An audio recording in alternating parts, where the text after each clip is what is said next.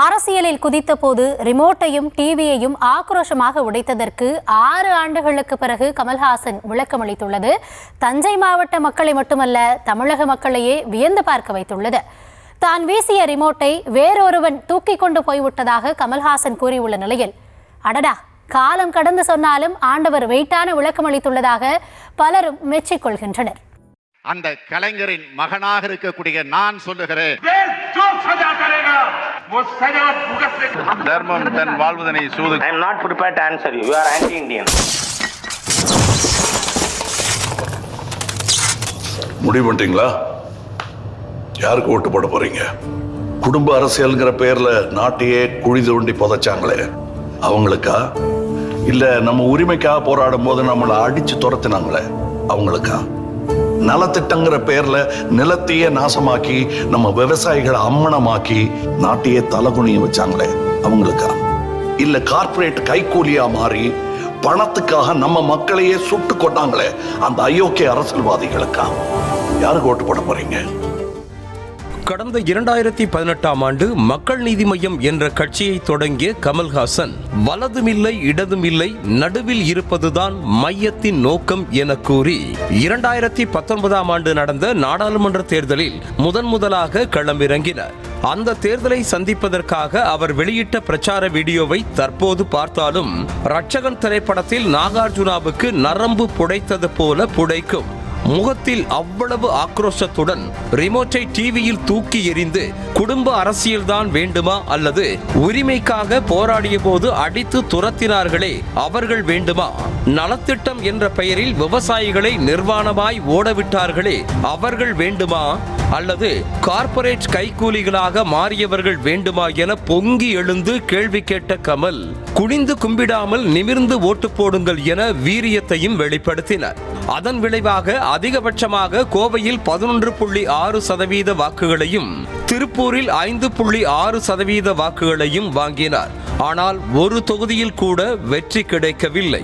அதன் பிறகு தனித்துத்தான் போட்டி என கூறிய கமல் 2021 சட்டமன்ற தேர்தலில் வேட்பாளரே கிடைக்காமல் அலை மோதினார். அதனாலேயே 140 இடங்களிலுமே படு தோல்விதான் மிஞ்சியது. கழுதை தேய்ந்து கட்டெரும்பு ஆன கதையாக 2021 சட்டமன்ற தேர்தலில் 2.45% வாக்குகளே கிடைத்தன. இதற்கு மேல் தனித்து போட்டி என வீம்பு செய்து கொண்டிருந்தால் அரசியலில் கரை சேரவே முடியாது என கணக்கு போட்ட கமல் திமுக கூட்டணியில் ஐக்கியமாகி உஷாராக எம்பி சீட்டையும் பெற்றுக்கொண்டார். அதோடு திமுக கூட்டணி வேட்பாளர்களுக்கு ஆதரவாக பிரச்சாரத்திலும் ஈடுபட்டார். இதற்கு ஏன் டிவி ரிமோட்டை போட்டு சல்லி சல்லியாக நொறுக்க வேண்டும்? திமுகவில் போய் ஐயோ சாமி என்னையும் சேர்த்துக் கொள்ளுங்கள் என பவ்யமாக சேர்ந்து கொள்ள வேண்டும் என பலரும் கலாய்த்து தள்ளினர். அவற்றையெல்லாம் காதில் வாங்காத ஆண்டவர் 6 ஆண்டுகள் எப்படியோ பதில் சொல்லாமலேயே காலத்தை தள்ளிவிட்டார். எஞ்சிய காலத்தையுமே அப்படியே கழித்திருக்கலாம். அதை விட்டுவிட்டு பதில் சொல்கிறேன் என்ற பெயரில் ரிமோட்டையும் டிவியையும் உடைத்ததற்கு தானாகவே முன்வந்து காரணம் சொல்லி வாண்டடாக நெட்டிசன்களிடம் சிக்கி இருக்கிறார். தஞ்சாவூர் மாவட்டம் செங்கிப்பட்டி அருகே புதுக்கரியப்பட்டி கிராமத்தில் நடந்த மக்கள் நீதி மய்யம் அணியின் இளைஞரணி மாநில செயலாளரும் பாடலாசிரியருமான சினேகனின் தந்தை சிவசங்குவின் உருவப்பட திறப்பு விழாவில் பேசிய கமல்ஹாசன் 2019ஆம் ஆண்டு ரிமோட்டால் டிவியை உடைத்ததற்கு விளக்கம் அளித்தார். டிவி ரிமோட்டை உடைத்தேன் தான், இல்லை என்று சொல்லவில்லை. விமர்சிக்கும் உரிமை ஜனநாயகத்திற்கு உண்டு என ஏற்கனவே சொன்னேனே என கூறினார். தான் தூக்கி போட்ட ரிமோட்டை வேறு ஒருவன் தூக்கி கொண்டு ஓடிவிட்டான் என நக்கலாக முகபாவனையை வைத்துக் கொண்டு பேசிய கமலின் பேச்சை கேட்டு விழாவில் இருந்த அத்தனை பேரும் புரிந்ததை போல கைகளை தட்டினர். நீங்க தான் ரிமோட் கண்ட்ரோல் தான் தூக்கி போட்டீங்களே டெலிவிஷன் மேல, ஏன் நீங்க மறுபடியும் அங்க போனீங்கன்னா ரிமோட்டை தூக்கி போட்டேன், அதான் சொன்னேன் விமர்சிக்கும் உரிமை ஜனநாயகத்துக்கு உண்டு, அது தூக்கி போட்டேன். ஆனா ரிமோட்டை வேற ஆள் தூக்கிட்டு ஓடிட்டான்.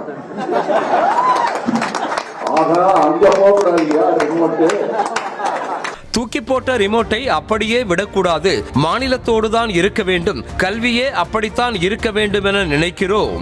ரிமோட்டை கொடுப்போமா, எடுத்துக்கொண்டு வா, திரும்ப ரிமோட்டை ஒழித்து வைப்போம், ஒருவர் மீது ஒருவர் அடித்துக் கொள்ள வேண்டாம் என முடிவெடுத்ததாக கூறினார். இந்த அலையன்ஸ் புரிந்தால் புரிந்து கொள்ளுங்கள், இல்லாவிட்டால் சும்மா இருங்கள். ஜனநாயகம் என்று வந்தால் இந்த தொல்லையெல்லாம் இருந்தே தீரும் என தனது பேச்சை முடித்துக் கொண்டார் கமல். ரிமோட் ஸ்டேட்டோட இருக்கணும், கல்வியே அப்படித்தான் இருக்கணும். நாங்க நினைக்கிறோம் ரிமோட்டை கொடுப்போமா, எடுத்துட்டு வா திருப்பி, பரவாயில்ல ஒழிச்சாது வைப்போம், ஒருத்தர் மேல ஒருத்தர் அடிச்சுக்க வேணாம் இனிமே அப்படின்னு எடுத்த முடிவு. அந்த அலையன்ஸ் புரிஞ்சியா புரிஞ்சுக்குங்க, புரியல சும்மா இருங்க.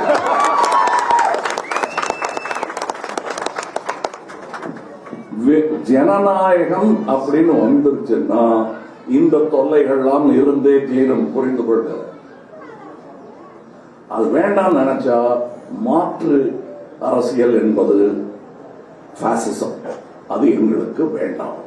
அறுவடை நேரத்தில் மழை பெய்து நெல்மணிகள் வீணாகிவிட்டதே என்ற வருத்தத்தில் உறைந்திருக்கும் தஞ்சை மக்களுக்கு ஆண்டவர் கூறிய விளக்கம் புரிந்ததா என்று தெரியவில்லை. ஆண்டவா, இது என்ன புது சோதனையா? உங்கள் விளக்கமே வேண்டாம், பார்த்து பத்திரமாக ஊருக்கு செல்லுங்கள் சாமி என கையெடுத்து கும்பிட்டு அனுப்பி வைத்தார்களாம். கமல் கூறிய விளக்கத்தை கேட்டு கம்பன் பிறந்த தஞ்சையே தடுமாறிவிட்டது என கூறும் அங்குள்ள மக்கள், உடைந்த ரிமோட்டும் டிவியும் எப்படி போனாலும் பரவாயில்லை, நெல்மணிகள் பாழாய் போன மன உளைச்சலுக்கு மத்தியில் டிவி ரிமோட்டை உடைத்ததற்கான விளக்கம் என்ற பெயரில் மேலும் மன உளைச்சலை கொடுக்க வேண்டாம் என நொந்து கொள்கிறார்களாம். அதோடு ரிமோட்டுக்கே சுற்றி வளைத்து புரியாமல் ஒரு விளக்கம் கொடுக்கிறார் என்றால் அடுத்த மாதம் நடக்கவுள்ள நாடாளுமன்ற கூட்டத்தொடரில் என்ன பேசுவார், எப்படி பேசுவாரோ? அங்குள்ள மொழிபெயர்ப்பாளர் பாவம்தான் என்றும் கூறி வருகிறார்களா?